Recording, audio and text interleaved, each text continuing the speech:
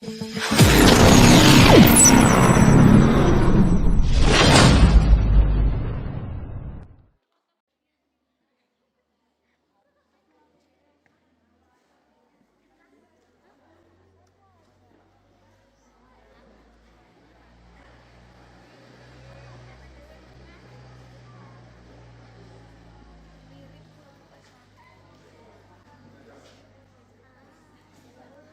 bawah aja.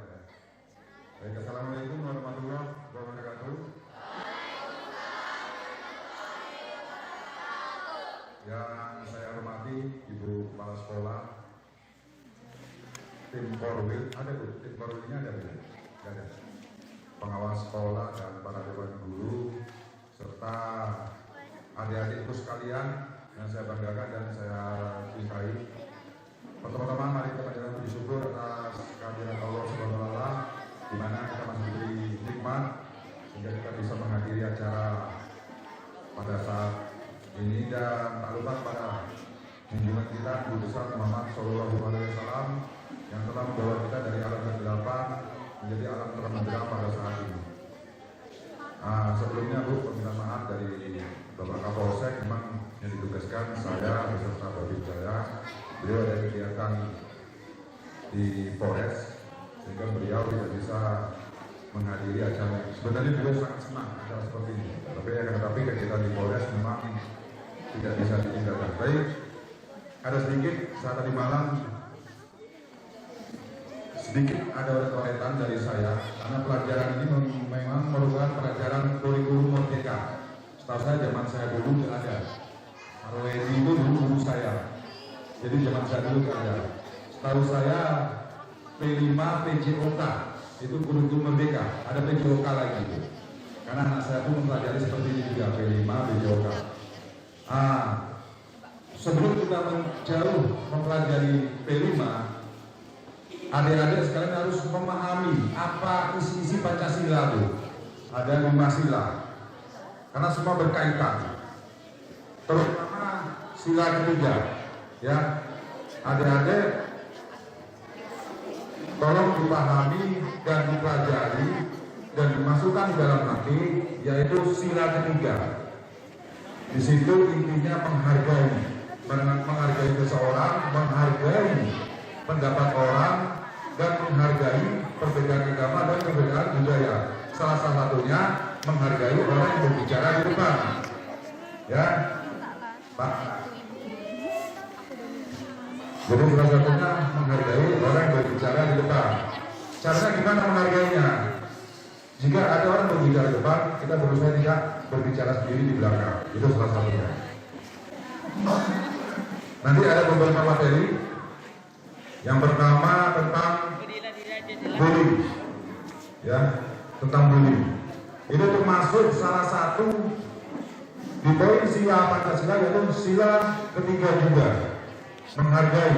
Menghargai seseorang agar tidak membuat seseorang itu merasa diasingkan. Bullying atau perhubungan itu sama loh. Jangan dikira bullying tidak ada pidananya. Baik itu anak-anak ataupun orang dewasa, ada semuanya. Jadi di pelajaran kelima itu adalah menggali, memahami dan menerapkan nilai-nilai Pancasila. Untuk apa kita memahami artinya, tapi kita tidak terapkan. Kita tidak memahami, dan kita tidak mempelajari isi-isi dari Pancasila. Nanti setelah saya sebutkan, saya dan Bapak Anto akan memberi materi, mungkin kita bantuan dari operator. Oh, sudah ada ya? Ini bagusnya ya? Hampir sama ini ya? Langsung ya? Ini ya? Oh, biar saya menjelaskan sedikit, nanti diteruskan oleh Bapak. Saya buka aja. Saya buka, nanti silakan adik-adik. Ini di sekolah udah bukan dari belum? Tentang bullying. Sudah. Jadi saya yang di sekolah istilahnya kulitnya, saya dalamnya. Ya, kalau diperhatikan. Intinya, di saat orang berbicara di depan, tolong dihargai. Ini sangat penting buat adik semua ya. Bisa? Baik, silakan. Stop perundungan bullying. Lanjut. Kita pahami dulu apa artinya dulu. Apa arti dari bullying? bullying atau perundungan. Saya kira-kira 3 bulan yang lalu di SD Sukamako. Sebenarnya saya punya bahan sendiri, tapi kalau sekolah sudah mengatakan boleh ini aja. Dari bullying dan perundungan terjadilah pemerasan. Ada yang tidak dulu pimpinan minta uang jajan orang itu diminta, disuruh mencuri uang orang. Kamu curilah, kasih sama saya kalau kamu mau aman di sekolah. Ya, mengakibatkan apa? Mental rekan kita yang dibullying itu akan kecil sehingga dia tidak mau sekolah lagi, tidak lagi mau berbaur, akan selalu menghindar dari kawan-kawannya, menyendiri, menjadi pendiam. Lanjut. Nih, apa saja termasuk dengan bullying? Yang pelecehan seksual. Ada sering nengok media sosial. Di situ nengok di YouTube ataupun di Facebook sering timbul loh. Geng-geng ataupun sikap ingin menang sendiri di situ pasti keluar sangat mudah sehingga ada yang meniru. Tolong dihindari itu semua. Lanjut. Tempat terjadinya cyber, itu saya bilang tadi, cyber, media sosial, ya. Kenapa dibilang cyber? Adik-adik, ya, acuh antara guru dan siswa. Yang ketiga, tidak komunikasi bukan antara guru dan siswa, baik instansi terkait, baik dari polsek ataupun kecamatan, Tribika.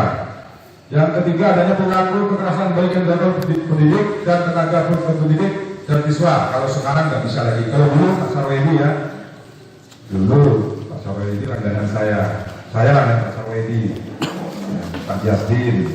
Tapi harus bangga. Boleh tanya sama Pak Sarwedi, Pak Adi lalu gimana dulu sekolahnya? Tapi tegak juga di sini. Mau kan ada seperti ini? Harus kita buktikan. Gimana pun caranya harus tegak juga. Alhamdulillah Pak Sarwedi itu anggota Polri. Lanjut. Pihak yang terlibat dalam bullying, pihak-pihak yang terlibat, ya. Kalau punya pena dicatat lagi. Nggak usah catat di situ, biar saya sampaikan aja. Nanti di akhir acara ada 3 pertanyaan saya terima. Ya, ada 3 pertanyaan. Anak yang seringkali menjadi korban perundungan biasanya mengarah pada kondisi anak yang berbeda dari secara fisik maupun non fisik, fisik mental, fisik kita ya. Anak yang keterbelakangan, baik fisik maksudnya sosialnya ataupun keluarganya ataupun fisik mentalnya menjadi pasti jadi bahan perundungan.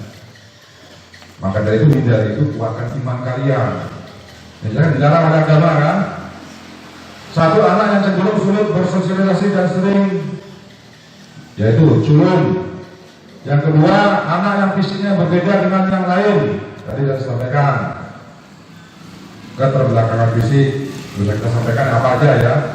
Yang ketiga, anak yang cenderung berbeda dengan yang lain, misalnya berasal dari keluarga yang kaya, sangat sukses, sangat miskin, sangat terpuruk. Dan pelaku bullying jelas poin anak yang kaya kebanyakan. Ya karena mereka merasa mampu, merasa bisa mengumpulkan orang menjadi kawan-kawannya, menjadi anak buahnya, dia jadi kepala geng.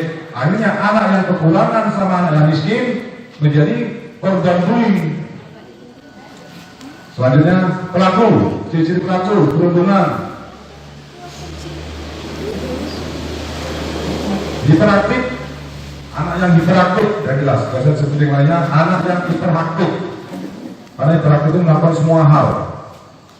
Di CV ada ya. Alhamdulillah dia baik. Ya. Yang kedua, temperamennya sangat tinggi. Ya, sudah itu hanya peduli terhadap keinginan sendiri. Nah itu tadi kekeh. Dia harus menang sendiri, kemauannya harus dipenuhi sendiri. Selanjutnya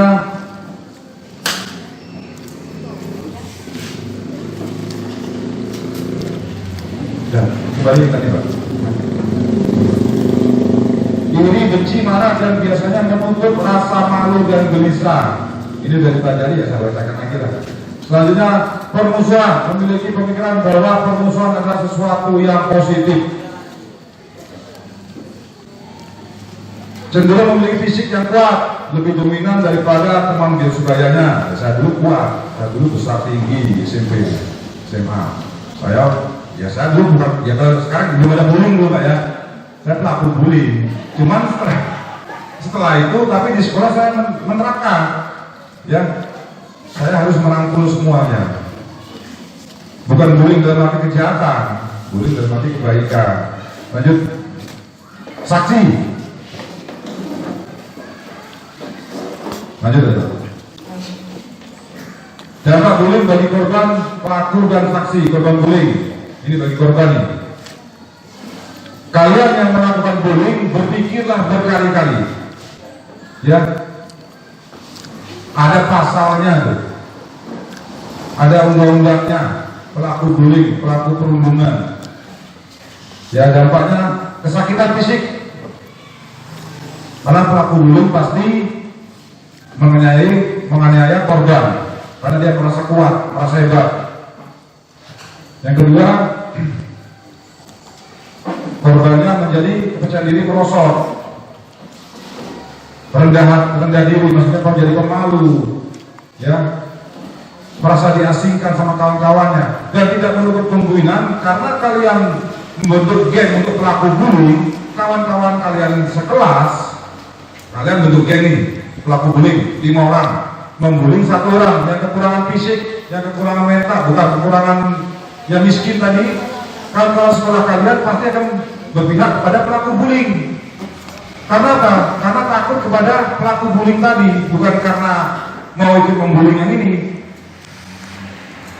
Ikut menjauhi dari satu orang yang dibullying tadi. Maka kasihannya lah, ya sekali menjadi pelaku bullying. Korban mengasingkan diri dari sekolah, itu akibatnya sehingga tidak mau sekolah.